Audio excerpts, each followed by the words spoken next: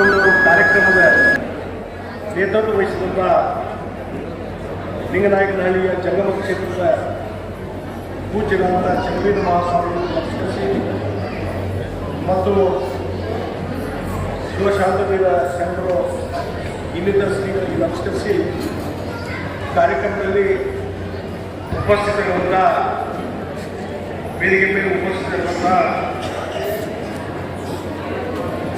Doctor Y ರುದ್ರಪ್ಪನವರೇ ಮತ್ತು ಅಂದಪ್ಪ ಜವಳಿಯವರೇ ಹಾಗೂ ಶ್ರೀಮತಿ ಪ್ರೇಮಕ್ಕ ಅಗ್ನಿಯವರೇ ಮತ್ತು ಇನ್ನಿತರ ಎಲ್ಲ ಗಣ್ಯ ಅತಿಥಿ ಬಂಧುಗಳೇ, ಇಲ್ಲಿ ಉಪಸ್ಥಿತರಿರುವಂಥ ಈ ಒಂದು ಗ್ರಾಮದ ಯಾವತ್ತು ನನ್ನ ಜಂಗಮ ಕ್ಷೇತ್ರ ಲಿಂಗನಾಯಕನಹಳ್ಳಿ ಪೂಜ್ಯರಾದಂಥ ಶ್ರೀ ಗುರು ಚಂದ್ರವೀರ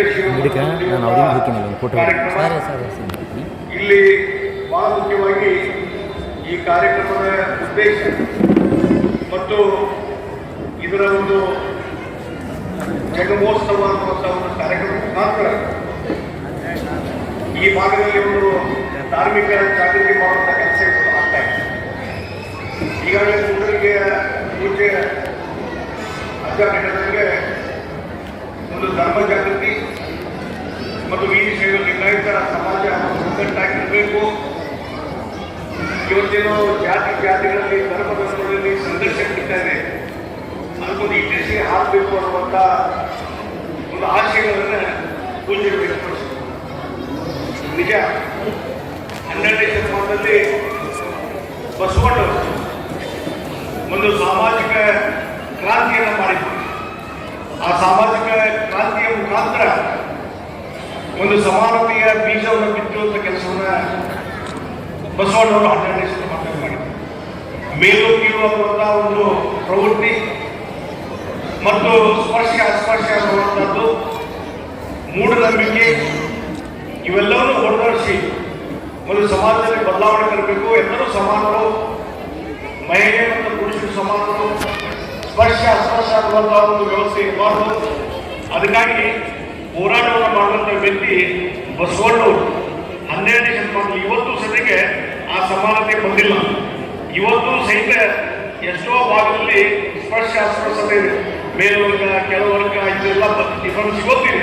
ಹಾಗಾಗಿ 12ನೇ ಶತಮಾನದಲ್ಲಿ ಯಾವ ರೀತಿ ಘೋರವಾದ ಪರಿಸ್ಥಿತಿ ಇತ್ತು ಅನ್ನೋದಾದ್ರು ನಾವು ಅರ್ಥ ಮಾಡ್ಕೋಬೇಕು. ಹೀಗಾಗಿ ತಮ್ಮ ಸರಳವಾದಂಥ ಆ ಒಂದು ವಚನಗಳ ಮುಖಾಂತರ ಇಡೀ ಸಮಾಜವನ್ನು ಹಂತಗಳನ್ನು ತಿನ್ನುವಂಥ ಕೆಲಸವನ್ನ ಬಸವಣ್ಣವರು ಮಾಡಿದರು. ಕಾಯಕವೇ ಕೈಲಾಸ ನೋಡಿ, ಕಾಯಕವೇ ಕೈಲಾಸ, ನನಗಿಂತ ಕಿರಿಯರಿಲ್ಲ. ಇವರೆಲ್ಲ ಈ ವಚನ ನೋಡ್ಬಿಟ್ರೆ ಎಷ್ಟೊಂದು ಸರಳವಾದಂಥ ಜೀವನ ಬಸವಣ್ಣವರ ವಚನದಲ್ಲಿ ಇದೆ ಅನ್ನುವಂಥ. ಈಗ ದೇವಸ್ಥಾನ ಮಠ ಮಂದಿರ ಅಂತೇಳಿ ನಾವು ಈಗ ಎಷ್ಟೋ ಜನ ಬಡವರಿಗೆ ದೇವಸ್ಥಾನ ಕಟ್ಟಲಿಕ್ಕೆ ಆಗುದಿಲ್ಲ, ಅದಕ್ಕೂ ಒಂದು ವಚನ ಕಟ್ಟಿದ್ರು. ನಮ್ಮ ದೇಹವೇ ನಮ್ಮ ದೇಹ ಇದ್ದರೆ ಇಲ್ಲೇ ದೇಗುಲ ಇದ್ದಂಗೆ. ನಮ್ಮ ಆತ್ಮದಲ್ಲಿರುವಂಥದ್ದೇ ನಾವು ಸರಿಯಾಗಿ ಶುದ್ಧ ಅಂತಃಕರಣದಿಂದ ನಾವು ಪೂಜೆಯನ್ನು ಮಾಡಿದ್ರೆ, ನಾವು ಒಂದು ಒಳ್ಳೆಯ ಮನಸ್ಸಿದ್ರೆ ಅದೇ ಒಂದು ದೇವರಿಗೆ ಪೂಜೆ ಮಾಡುವಂಥ ರೀತಿ ಅಂತ ಒಂದು ವ್ಯವಸ್ಥೆ ತರುವಂಥ ಕೆಲಸವನ್ನು ಬಸವಣ್ಣವರು ಮಾಡಿದ್ರು. ಆ ರೀತಿಯಾದ ವ್ಯಕ್ತಿತ್ವ ಬಸವಣ್ಣವರು ಬಹುಶಃ ಅದಕ್ಕಾಗಿ ಒಂದು ಸಾಮಾಜಿಕ ಕ್ರಾಂತಿ, ಅದಕ್ಕೆ ಸಾಮಾಜಿಕ ಕ್ರಾಂತಿ, ಕಲ್ಯಾಣ ಕ್ರಾಂತಿ ಯಾಕಿದಾಯಿತು. ಈ ರೀತಿಯಾದಂಥ ಸಮಾಜದ ಅಂಕುಟಗಳು ತಿದ್ದಲಿಕ್ಕೆ ಹೋದ್ರು, ಅದಕ್ಕಾಗಿ ಏನೊಂದು ಹೋರಾಟ ನಿಂತು ಆ ಎಲ್ಲ ಶರಣ ಸಾಹಿತ್ಯವನ್ನು ಸುಟ್ಟು ಹಾಕುವಂಥ ಕೆಲಸ ಚಾಲಾಯಿತು, ನಾಶ ಮಾಡುವಂಥ ಕೆಲಸ ಆಯಿತು. ಹೀಗಾಗಿ ಬಸವಣ್ಣವರು ಕುರುಡು ಬಂದರು. ಆಮೇಲೆ ಎಷ್ಟೋ ಜನ ಶರಣರು, ಚರ್ಮಸರಣ ಮತ್ತೊಂದು ಶರಣರು ಆ ಎಲ್ಲ ವಚನ ಸಾಹಿತ್ಯವನ್ನು ತಗೊಂಡು ಒಂದು ಉಳಿವಿಗೆ ಹೋದ್ರು. ಅದರಿಂದ ಇವತ್ತು ಬಸವಣ್ಣವರು ಮತ್ತು ಅಕ್ಕಮಹಾದೇವಿ ಇರ್ಬೋದು, ಅಲ್ಲಂಪ್ರಭು ಇರ್ಬೋದು, ಇವರೆಲ್ಲರ ಇನ್ನೂ ನೂರಾರು ಶರಣರು ಅವರ ಸಾಹಿತ್ಯ ಇವತ್ತು ಉಳಿದಿತ್ತಂದ್ರೆ ಅವತ್ತಿನ ಕಾಪಾಡುವಂಥ ಕೆಲಸವನ್ನು ಮಾಡಿದ್ರು. ಅದರಿಂದ ಅವರ ಸಾಹಿತ್ಯ ಈಗ ಅದು ನಾಶ ಹೋಗಿತ್ತು. ಹೀಗಾಗಿ ಅಂತ ಒಂದು ಬಸವಣ್ಣವರ ದಾರಿಯಲ್ಲಿ ಮಾರ್ಗದರ್ಶನದಲ್ಲಿ ನಾವೆಲ್ಲ ಹೋಗಬೇಕಾಗಿದೆ. ಆ ಹಿನ್ನೆಲೆಯಲ್ಲಿ ಅದರ ಬಗ್ಗೆ ನಾವೆಲ್ಲ ಹೆಚ್ಚಿನ ರೀತಿಯಿಂದ ಗಂಭೀರವಾಗಿ ಚಿಂತನೆ ಮಾಡುವಂಥದ್ದಾಗಬೇಕಾಗಿದೆ. ಮತ್ತು ವೀರಶೈವ ಲಿಂಗಾಯತ ಸಮಾಜ ಎಲ್ಲರನ್ನೂ ವಿಶ್ವಾಸ ತೆಗೆದುಕೊಂಡು ಹೋಗುವಂಥ ಸಮಾಜ. ಇವತ್ತು ಬೇರು ಕೀಳು ಮತ್ತೊಂದಿಲ್ಲ ಮತ್ತು ಅಕ್ಕಪಕ್ಕದ ಯಾವ ಸಮಾಜ ಇದ್ದಾವೆ, ಧರ್ಮ ಇದ್ದಾವೆ, ಅವರೆಲ್ಲರನ್ನೂ ಸಹೋದರರಾಗಿ ನೋಡ್ಕೊಂಡು ಹೋಗುವಂತಹದ್ದು ಯಾವುದಾದ್ರೂ ಸಮಾಜ ಇದ್ರೆ ಅದು ವೀರಶೈವ ಲಿಂಗಾಯತ ಸಮಾಜ ಅನ್ನುವಂಥ ಮಾತನಾಡಿ. ಅದಕ್ಕಾಗಿ ಎಲ್ಲರೂ ಸಹಿತ ಒಂದು ಸಹಬಾಳ್ವೆ ಮಾಡುವಂಥ ಕೆಲಸ ಇವತ್ತು ನಮ್ಮ ಜೊತೆ ಮಾಡ್ತಾ ಇದ್ದಾರೆ ಅನ್ನುವಂಥ ಮಾತನಾಡಿ. ಆ ಹಿನ್ನೆಲೆಯಲ್ಲಿ ಇವತ್ತು ಇನ್ನೂ ಈ ರೀತಿ ಇವತ್ತು ಇಲ್ಲಿ ಪೂಜ್ಯ ಚನ್ವೀರ ಶಿವಗಿ ಅವರು ಅವರ ಒಂದು ಇಲ್ಲೇನು ಸ್ಮರಣೆ ನಡೀತಾ ಇದೆ. ಈ ಮಟ್ಟಕ್ಕೆ ನಾನು ಪೂಜ್ಯ ಸ್ವಾಮಿ ಚನ್ವೀರ ಮಹಾಸ್ವಾಮೀಜರು ಬಳ್ಳಾರಿಯಲ್ಲಿ ಸಮಾಜದ ಒಂದು ಕಾರ್ಯಕ್ರಮ ಇತ್ತು. ಆ ಕಾರ್ಯಕ್ರಮದಲ್ಲಿ ಬಂದಾಗ ನನಗೆ ಅಂತ ಹೇಳಿದ್ರು, ಈ ಬಹುಶಃ ಒಂದು 2 ತಿಂಗಳಾಗಿರ್ಬೇಕು, 3 ತಿಂಗಳಾಗಿರ್ಬೇಕು, 2 ತಿಂಗಳಾಗಿರ್ಬೇಕು.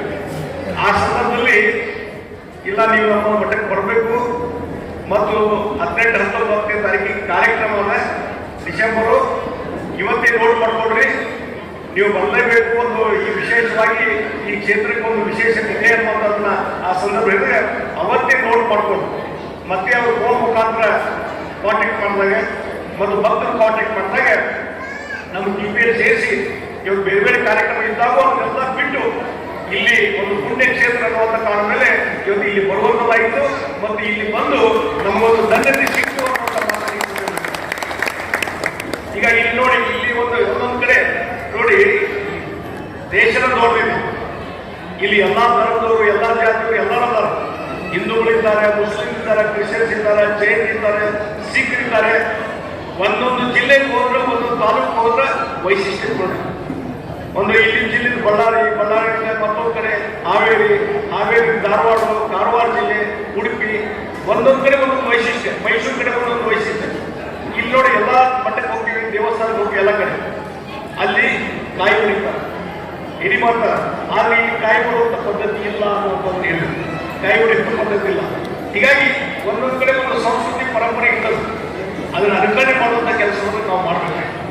ಮತ್ತು ಬಹಳ ವಿಶೇಷವಾಗಿ ನಮ್ಮ ಧರ್ಮ ಇವತ್ತು ಭಾರತ ದೇಶ ಇಡೀ ಜಗತ್ತಿನಲ್ಲಿ ಇವತ್ತೇನಾದರೂ ತನ್ನ ಅಸ್ತಿತ್ವ ಉಳಿಸಿದ ಕಾರಣಂದ್ರೆ ನಮ್ಮ ದೇಶದ ಸಂಸ್ಕೃತಿ ಪರಂಪರೆ ಧರ್ಮ ಗುರುಗಳ ಒಂದು ಮಾರ್ಗದರ್ಶನ, ಅದರಿಂದ ಇವತ್ತು ಭಾರತ ತನ್ನ ಸಂಸ್ಕೃತಿ ಉಳಿಸ್ಕೊಂಡಿದೆ ಅನ್ನುವಂಥ ಮಾತನ್ನು ಬೇರೆ ಬೇರೆ ದೇಶಗಳು ನೋಡಿದ್ದೇವೆ. ಯುರೋಪ್ ಕಂಟ್ರೀಸ್ ಇರ್ಬೋದು, ಅಮೆರಿಕ ಇರ್ಬೋದು, ಅಥವಾ ಬೇರೆ ಬೇರೆ ಸಿಂಗಾಪುರ್ ಇರ್ಬೋದು, ಚೈನಾ ಇರ್ಬೋದು, ಬೇರೆ ಬೇರೆ ಅಲ್ಲಿಯ ಸಂಸ್ಕೃತಿ ಪರಂಪರೆ ಇವತ್ತು ಅಲ್ಲಿ ಯಾವ ರೀತಿ ಒಂದು ಸಂಸ್ಕೃತಿ ಇದೆ ನೋಡಿದ್ರೆ ಆಧುನಿಕ ಜಗತ್ತು ಹೋಗಿದ್ದಾರೆ. ಆದ್ರೆ ಇವತ್ತು ನಮ್ಮ ಭಾರತೀಯರು ಎಲ್ಲೋ ಒಂದಿಷ್ಟು ಕಡೆ ಇರ್ಬೋದು, ಬದಲಾವಣೆ ಆಗಿರ್ಬೋದು, ಆದ್ರೆ ನಮ್ಮ ದೇಶದ ಸಂಸ್ಕೃತಿ ಪರಂಪರೆ ಬಿಟ್ಟಿಲ್ಲ. ಇಲ್ಲಿ ನೋಡಿ, 10ಕ್ಕಿಂತ ಹೆಚ್ಚು ಜನ ಇವತ್ತು ನಮ್ಮ ಸಹೋದರ ತಾಯಿಗಳು ಇದ್ದಾರೆ. ಮತ್ತು ಇವತ್ತು ಟಿವಿ ಯುಗ, ಮೊಬೈಲ್ ಯುಗ, ಮೊಬೈಲ್ನಲ್ಲಿ ಎಲ್ಲ ಆ ಸ್ಮಾರ್ಟ್ ಫೋನಲ್ಲಿ ಬರೀ ಅದನ್ನ ನೋಡ್ಕೊತಿರ್ತಾರೆ ನಮ್ಮ ಹುಡುಗರು. ನಮ್ಮ ಮಹಿಳೆಯರಿಗೆ ಅಲ್ಲಿ ಇರುವಂಥ ಧಾರಾವಾಹಿಗಳ ಮಟ್ಟಿಗೆ ಕುಂತಾರ ಅಂತಂದ್ರೆ ಅದು ಯಾವ ರೀತಿ ಒಂದು ಧರ್ಮದ ಕಾಳಜಿ ಇದೆ ಅನ್ನುವಂಥದ್ದು ನಾವು ಸಂಜೆ ಮುಂದೆ 7 ಗಂಟೆ ಆದ್ಮೇಲೆ ಧಾರಾವಾಹಿ ಸ್ಟಾರ್ಟ್, ಅದಾದ್ಮೇಲೆ ಮತ್ತು ಮೊಬೈಲ್, ಈ ರೀತಿ ಪರಿಸ್ಥಿತಿ ಇರುವಾಗ ಅದನ್ನು ಬಿಟ್ಟು ನೀವು ಸಾವಿರಾರು ಸಂಖ್ಯೆಯಲ್ಲಿ ಸೇರಿದ್ರೆ ನಮ್ಮ ತಾಯಿಯರು ನೀವೆಲ್ಲರೂ ಧರ್ಮದ ಬಗ್ಗೆ, ಈ ಕ್ಷೇತ್ರದ ಬಗ್ಗೆ, ಈ ಮಠದ ಬಗ್ಗೆ ನಿಮಗಿರುವಂಥ ಕಾಳಜಿಯನ್ನು ಅದು ತೋರಿಸಲಿಕ್ಕೆ ಸಾಧ್ಯ. ಹೀಗಾಗಿ ಈ ರೀತಿಯಾದಂಥ ಒಂದು ಧರ್ಮ ಜಾಗೃತಿಯ ಕಾರ್ಯಕ್ರಮ ಮುಖಾಂತರ ಒಂದು ಸಮಾಜದಲ್ಲಿ ಪರಿವರ್ತನೆ, ನಮ್ಮ ಮನಸ್ಸಿನಲ್ಲಿ ಪರಿವರ್ತನೆ ತರುವಂಥ ಕೆಲಸವನ್ನ ನಾವು ಮಾಡೋಣ ಅನ್ನುವಂಥ ಮಾತನ್ನ ಈ ಸಂದರ್ಭದಲ್ಲಿ ನಾನು ಹೇಳಬಯಸ್ತೇನೆ. ಇದರ ಜೊತೆಗೆ ಒಂದು ನಮ್ಮ ಮನಸ್ಸನ್ನ ಒಂದು ಆತ್ಮಶುದ್ಧವನ್ನು ನಾವು ಇಟ್ಕೊಂಡು ಹೋಗ್ಬೇಕು. ಬೇರೆಯವರಿಗೆ ಕೆಡುಕನ್ನು ಬಯಸಲಾರದೆ ಇವತ್ತು ಒಳ್ಳೆಯದನ್ನು ವಿಚಾರ ಮಾಡಿದರೆ ಅದು ನಮಗೂ ಒಳ್ಳೆಯದಾಗ್ತದೆ ಅನ್ನೋದು ಸಾಕಷ್ಟು ಉದಾಹರಣೆ. ಆ ಹಿನ್ನೆಲೆಯಲ್ಲಿ ಒಂದು ದೈಹಿಕ ಆರೋಗ್ಯ ಮತ್ತು ಮಾನಸಿಕ ಆರೋಗ್ಯ ಇದು ನಾವು ಕಾಪಾಡ್ಕೊಂಡು ಹೋಗುವಂಥದ್ದು ಬಹಳ ಅವಶ್ಯಕತೆ. ಇಲ್ಲಿ ನಮ್ಮ ಡಾಕ್ಟರ್ ರುದ್ರಪ್ಪನವರು ಇದ್ದಾರೆ, ರುದ್ರಪ್ಪನವರು ಇಲ್ಲಿ ಬಂದಿದ್ದಾರೆ. ಬಹಳ ವರ್ಷ ನಂತರ ನಾವು ಭೇಟಿ ಆದವರು, ಹಿಂದೆ ರಾಜ್ಯೋತ್ಸವ ಪ್ರಶಸ್ತಿಯಿಂದ ಪಡ್ಕೊಂಡವರು. ನೋಡಿ, ನಮ್ಮ ದೇಶದ ಪರಂಪರೆ ಹೇಗಿದೆ ಅಂದರೆ ನೇಚುರೋಪತಿ. ಅವರೊಂದು ಈಗ ಪುಸ್ತಕ ಕೊಟ್ಟರೆ ನಮ್ಗೆ ನಿಸರ್ಗದ ತಡೆಗೆ ಅಂತೇಳಿ, ನಿಸರ್ಗದ ಕಡೆ ನಾವು ಹೋಗ್ಬೇಕು ಅಂತೀವಿ. ನೇಚುರೋಪತಿ ಎಲ್ಲಿ ಧರ್ಮಸ್ಥಳ ಉಸಿರೇ ಇದೆ, ಧರ್ಮಸ್ಥಳ ಹೆಗಡೆ ಅವರು ಆ ಒಂದು ನೇಚುರೋಪತಿಯನ್ನ ಉಸಿರೆಯಲ್ಲಿ ಮಾಡಿದ್ರು. ಬಹಳ ವರ್ಷ ಆಯ್ತು.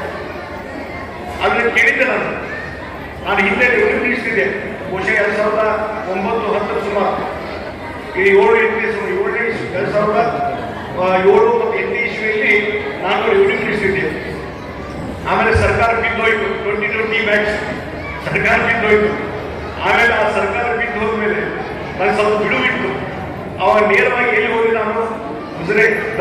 ಉಜ್ರೆಗೆ ಹೋದೆ ನಾನು ನೇಚುರೋಪತಿಗೆ, ಆ ಶಾಂತಿ ವನ. ಅವತ್ತಲ್ಲಿ ಹೋಗಿ ಆ ನೇಚುರೋಪತಿಯ ಟ್ರೀಟ್ಮೆಂಟ್ ತಗೊಂಡ್ಮೇಲೆ ಅಲ್ಲಿಯ ಯೋಗ ಎಕ್ಸರ್ಸೈಸ್, ಇವತ್ತು ಯೋಗದ ಬಗ್ಗೆ ಬಹಳ ಚರ್ಚೆ ಆಗ್ತದೆ. ಅಂತಾರಾಷ್ಟ್ರೀಯ ಮಟ್ಟದಲ್ಲಿ ಯೋಗ ದಿನಾಚರಣೆಯನ್ನ ಡಿಕ್ಲೇರ್ ಆಗಿದೆ. ಇಡೀ ಜಗತ್ತಿನಲ್ಲಿ ಇವತ್ತು ಯೋಗದ ಬಗ್ಗೆ ಎಲ್ಲರೂ ಕಲೆಕ್ಟ್ ಸ್ಟಾರ್ಟ್ ಮಾಡಿದ್ದಾರೆ. ಆದರೆ 7-8 ಇಸ್ವಿಯಲ್ಲಿ ಆವಾಗೇನು ನಾನು ಆ ಒಂದು ಶಾಂತಿವನಕ್ಕೆ ಹೋಗಿದ್ದೆ. ಡಾಕ್ಟರ್ ರುದ್ರಪ್ಪನವ್ರ ಮಾರ್ಗದರ್ಶನದಲ್ಲಿ ನೇಚುರೋಪತಿ ಟ್ರೀಟ್ಮೆಂಟ್ ತಗೊಂಡು ಆ ಯೋಗ ಎಕ್ಸರ್ಸೈಸ್ ಮಾಡಲಿಕ್ಕೆ ಪ್ರಾರಂಭ ಮಾಡಿದೆ. ಅಲ್ಲಿಂದ ಇಲ್ಲಿವರೆಗೆ 3 ಸಲ ಹೋಗಬೇಕಿದ್ರೆ ದೈಹಿಕವಾಗಿ ಇಲ್ಲಿವರೆಗೂ ನಮಗೆ ಯಾವುದೇ ಆರೋಗ್ಯಕ್ಕೆ ತೊಂದರೆ ಆಗಿಲ್ಲ. ಮತ್ತು ಈಗ 68 ಭಾಳ ಮಂದಿ ನಾವು 34 ವರ್ಷದ ರಾಜಕಾರಣದಾಗ ಭಾಳ ಮಂದಿ ಅಂತಾರ ರಾಜಕಾರಣಿ ಪೊಲಿಟಿಕಲ್ ಲೀಡರ್ ಸಂತಾನ ಟೆನ್ಷನ್ ಮುಂಜಾನೆ ಸಂಜೆ ಅವ್ರಿಗೆ BP ಶುಗರ್ ಕಾಯಿಲೆ ಅಂತಾರ. ಆದರೆ ಈ ಜಗದೀಶ್ ಶೆಟ್ಟರಿಗೆ ಇವತ್ತು BP ಶುಗರ್ ಬಂದಿಲ್ಲ. ಅದಕ್ಕೆ ಕಾರಣ ಅಂತಂದ್ರೆ ಆ ನೇಚುರೋಪತಿ ಟ್ರೀಟ್ಮೆಂಟ್, ಯೋಗ ಎಕ್ಸರ್ಸೈಸ್. ಅದರಿಂದ ಅಲ್ಲಿಂದ ಇಲ್ಲಿವರೆಗೂ ಸಹಿತ ಅನ್ನ ಪಾಲನೆ ಮಾಡ್ಕೊಂಡು ಬಂದಿದ್ದರಿಂದ ಇವತ್ತು ಯಾವುದೇ ರೋಗಗಳು ನನಗೆ ಬರಲಿಲ್ಲ. ಮತ್ತು ಕರೋನಾ 2 ಸಲ ಬಂದೋಯ್ತು. ಆವಾಗ ನಾನು ಉಸ್ತುವಾರಿ ಮಂತ್ರಿ, ಬೆಳಗಾವಿ ಮತ್ತು ಧಾರವಾಡದಲ್ಲಿ ಉಸ್ತುವಾರಿ ಮಂತ್ರಿ ಇದ್ದೆ. 2 ಕಡೆಗೆ ನೋಡುವಂಥ ಜವಾಬ್ದಾರಿ ನನಗಿತ್ತು. ಮತ್ತು ಬೇರೆ ಬೇರೆ ರಾಜ್ಯ ಮಟ್ಟದ ಜವಾಬ್ದಾರಿ ಕೊಟ್ಟರು, ಎಲ್ಲ ಕಡೆ ಕ್ರಾಸ್ ಮಾಡಿದೆ. ಆದರೆ ಇಲ್ಲಿವರೆಗೂ ಯಾವುದೇ ಕರೋನಾ ನನ್ನ ಕಡೆ ಬರಲಿಲ್ಲ. ಅದಕ್ಕೆ ಕಾರಣ ಅಂದರೆ ಈ ರೀತಿ ಯೋಗ ಎಕ್ಸರ್ಸೈಸ್ ನೇಚುರೋಪತಿ ಅನ್ನುವಂಥದ್ದು ನಾನು ಹೇಳ್ತೇನೆ, ಬೇರೆ ಯಾವುದೂ ಅಲ್ಲ. ಅದು ಮತ್ತು ಮನಸ್ಸು ಶುದ್ಧವಾಗಿರ್ಬೇಕು ನಮ್ಮ ಮನಸ್ಸು. ಅದರಿಂದ ಇವತ್ತು ಮನಃಶಾಂತಿ, ದೈಹಿಕ ಶಾಂತಿ ಸಿಗ್ಲಿಕ್ಕೆ ಸಾಧ್ಯ. ಆ ಹಿನ್ನೆಲೆಯಲ್ಲಿ ಇವತ್ತು ಇವೆಲ್ಲವನ್ನೂ ನಾವು ಪಾಲನೆ ಮಾಡಿದರೆ ಬಹಳ ಒಂದು ದೊಡ್ಡದಾದಂಥ ಸಾಧನೆಯನ್ನು ನಮ್ಮ ಜೀವನದಲ್ಲಿ ಮಾಡಲಿಕ್ಕೆ ಸಾಧ್ಯ. ಆ ಕೆಲಸವನ್ನು ಮಾಡೋಣ. ಮತ್ತು ಇವತ್ತು ಇಲ್ಲಿ ಸುಕ್ಷೇತ್ರ ಏನಿದೆ, ಇಲ್ಲಿಯ ಒಂದು ಏನೋ ವೈಶಿಷ್ಟ್ಯ ಇದೆ ಮತ್ತು ಇದೊಂದು ಪುಣ್ಯಕ್ಷೇತ್ರ.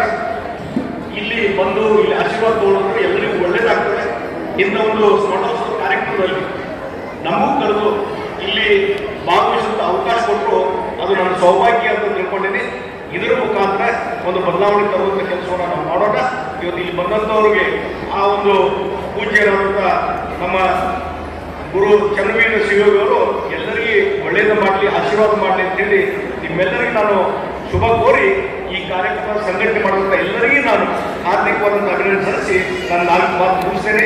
ನಮಸ್ಕಾರ. ಜೈ ಹಿಂದ್. ಓಕೆ, ಇಲ್ಲಿವರೆಗೂ ಕೂಡ ಸರ್ ಅವರು ಬಹಳ ಮನೋಜ್ಞವಾಗಿ ಧರ್ಮ ಕಟ್ಟಲಿಕ್ಕೆ ಮನಸ್ಸು ಬೇಕು, ಜಾತಿಗಳು ಬೇಕಾಗಿಲ್ಲ, ಒಳ್ಳೆಯ ಮನಸ್ಥಿತಿ ಬೇಕು. ಹಾಗೆಯೇ ಯೋಗದಿಂದ ಮಾನಸಿಕ ದೈಹಿಕ ಸದೃಢತೆ ನಮಗೆ ಒಲ್ಲುತ್ತಿದೆ ಅನ್ನುವಂಥದ್ದನ್ನು ಪ್ರಾಯೋಗಿಕವಾಗಿ ಮಾಡಿ ಪಡ್ಕೊಂಡವರ ಅನುಭವವನ್ನು ಹಂಚಿಕೊಂಡ್ರು.